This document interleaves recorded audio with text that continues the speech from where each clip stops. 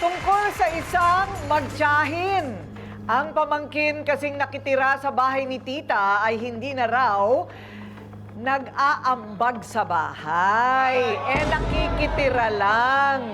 Oo, nang singilin ni tita ang ambag niya, siya parawang nasabihang madamot na parabang ang gusto ng pamangkin ay I want to rent free.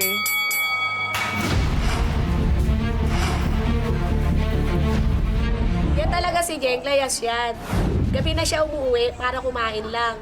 Wala yan ambag, kaya lagi pinapalayas siya ni Gigi. Masyado yan si Gigi, talak ng talak.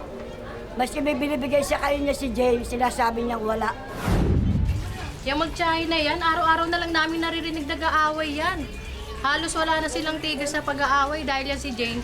Wala laging ginagawa sa kanila. Kawawa-kawawa na si Ate Gigi sa kanya. Ang totoo po niyan, kaya lagi wala si Jack.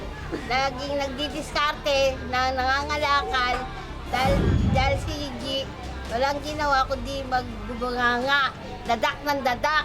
Pag walang may tustos kay Gigi, then lagi nagagalit siya. Ang tiyahin at ang pamangkin na kanyang pinapaalis na, Gigi at Jing, harapan na. Ate Jing! Ate Jing! Ate Gigi! Ate Gigi! Ate Jing! So teka muna, ikaw yung nagrereklamo. Opo. Anong problema? Ito pong mamangkin ko tumira sa amin nung hinala siya nung nanay niya gabi na umuulan. Wala siyang matuluyan, tapos kumatok. Biglaan. Hindi ko naman maano dahil pamangkin ko rin, hindi naman iba. Anak ng kapatid mo. Oo. So- Opo, naawa naman po ako. Kailan nangyari yan? Ito pong August. August. September. Okay, so kinuha ninyo. Ano naman po. O, ngayon tapos, ayaw nang umalis. Ayaw na po niya umalis sa bahay. Alam mo kasi kung makikitira ka, di ba, Doc Camille, at ikaw naman ay nakakatulong, ikaw ang nagluluto, ikaw ang naglilinis, baka ayaw ka nang paalisin talaga ng tinuluyan mo. Siyempre may konsuelo May konsuelo, nagluluto ka pa. Kumikilos, O, ganun. by candlelight. O, di ba? Pag uwi mo, ayos lahat ng mga hihigaan mo. Yes. Pero paano ba siya sa bahay niyo? Marami pa po yung upo niya, higa niya. Hindi mo siya kumikilos na maghugas o magsaing. Pag uuwi na, lalabas na lang.